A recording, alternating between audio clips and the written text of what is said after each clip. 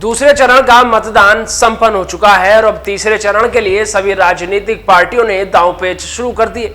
इस चरण में 10 सीटों पर चुनाव होना है। इनमें से 2 सीटें ऐसी हैं जिस पर मुलायम परिवार का कब्जा तो रहा, लेकिन फिरोजाबाद जैसी सीट पर भाजपा ने सपा को हरा दिया।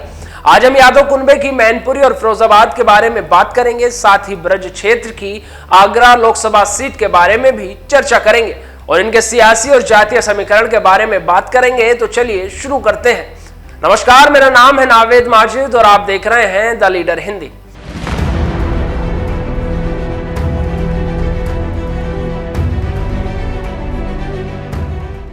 पहले हम बात करेंगे मैनपुरी लोकसभा सीट की, जिस पर पिछले 28 सालों में समाजवादी पार्टी का कब्जा है। मुलायम सिंह यादव इस सीट से 5 बार सांसद चुने गए और समाजवादी पार्टी को इस सीट पर 9 बार जीत मिली है। मैनपुरी सीट पर प्रत्याशियों की बात की जाए तो सपा ने डिंपल यादव और सपा के इस किले को भेदने की जिम्मेदारी भारतीय जनता पार्टी ने यहां से योगी सरकार के मंत्री ठाकुर जयवीर सिंह को दी है। वहीं बसपा ने यादव वोट बैंक में सेंधमारी के लिए शिव प्रसाद यादव को टिकट दिया है। इस सीट के तहत 5 विधानसभाएं आती हैं, जिसमें मैनपुरी, भोगांव, किशनी, करहल और जशवंत नगर शामिल है। साल 2022 विधानसभा चुनाव में 3 सीटों पर समाजवादी पार्टी और 2 सीटों पर भारतीय जनता पार्टी को जीत मिली। जातीय समीकरण की बात की जाए तो मैनपुरी लोकसभा सीट पर पिछड़े जातियों की बहुलता है। इस सीट पर यादव वोटर्स की संख्या 3.5 लाख है। इसके अलावा राजपूत वोटर्स की संख्या 1.5 लाख है और शाक्य वोटर की संख्या 1.6 लाख है। इस सीट पर ब्राह्मण वोटर 1.2 लाख, जाटव 1.4 लाख और लोधी राजपूत वोटर्स की संख्या 1 लाख है। मैनपुरी में मुस्लिम वोटर भी 1 लाख के करीब है, जबकि कुर्मी मतदाता भी 1 लाख है। वहीं 2019 के परिणाम की बात करें तो समाजवादी पार्टी ने मुलायम सिंह यादव को उम्मीदवार बनाया था और सपा को 5,24,926 वोट मिले थे, जबकि बीजेपी के उम्मीदवार प्रेम सिंह शाक्य को 4,30,537 वोट मिले थे।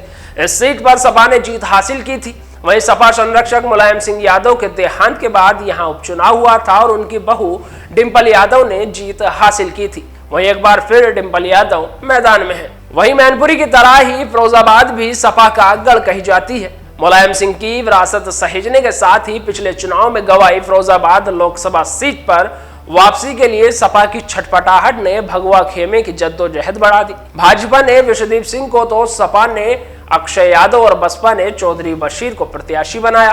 फिरोजाबाद लोकसभा सीट के जातीय समीकरण की बात करें तो यहां पर यादव और मुस्लिम मतदाताओं की संख्या काफी अधिक है। इस पर यादव मतदाताओं की संख्या करीब 2.5 लाख और इतनी ही मुस्लिम मतदाताओं की संख्या है।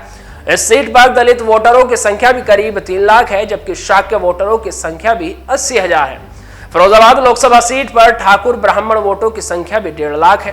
वहीं 2019 के परिणाम की बात करें तो उस समय सैफई परिवार बिखरा हुआ था। तब भी फिरोजाबाद सीट से समाजवादी पार्टी ने अक्षय यादव को दूसरी बार चुनाव लड़ाया, तो उन्हें पटकनी देने के लिए अपनी अलग पार्टी बना चुके शिवपाल सिंह यादव ने भी यहीं से चुनाव लड़ा। नतीजा ये हुआ कि चाचा भतीजे दोनों हार गए और कमजोर माने जा रहे भाजपा के डॉक्टर चंद्रसेन जादौन संसद पहुंच गए। लेकिन इस बार सपा अपनी सीट पर वापसी के लिए पूरा दम लगाए हुए है। चाचा शिवपाल के साथ आने से अक्षय की स्थिति पहले से काफी मजबूत मानी जा रही है। वहीं आगरा लोकसभा सीट की बात करें तो यहां की सभी विधानसभा सीटों पर बीजेपी का कब्जा है। आगरा के शहरी क्षेत्र में वैश्य वोटर्स की बहुलता है, जबकि इस लोकसभा क्षेत्र में 2.8 लाख दलित वोटर है, जबकि 2.7 लाख मुस्लिम मतदाता है। वहीं इस लोकसभा सीट के शहरी इलाकों में वैश्य वोटर्स की बहुलता है। इस सीट पर 3.15 लाख वैश्य वोटर है और 1.3 लाख बघेल वोटर भी है। 2019 के आम चुनाव में बीजेपी और बीएसपी उम्मीदवार के बीच मुकाबला था। बीजेपी उम्मीदवार प्रोफेसर एसपी सिंह बघेल ने बीएसपी उम्मीदवार मनोज कुमार सोनी को 2,11,546 वोटों से हराया था। एसपी बघेल को 6,46,875 वोट मिले थे, जबकि बीएसपी उम्मीदवार को 4,35,329 वोट मिले थे। वहीं कांग्रेस के उम्मीदवार प्रीता हरित को 45,149 वोट मिले थे।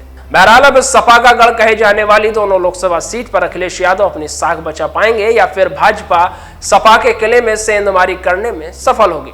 वहीं आगरा में एसपी बघेल दोबारा कमल खिला पाएंगे। क्या होगा क्या नहीं, ये तो आने वाला समय बताएगा। फिलहाल के लिए इतना ही। आपको ये वीडियो कैसी लगी कमेंट बॉक्स में जरूर बताइएगा और हमारे चैनल को लाइक, शेयर और सब्सक्राइब जरूर करिएगा। धन्यवाद।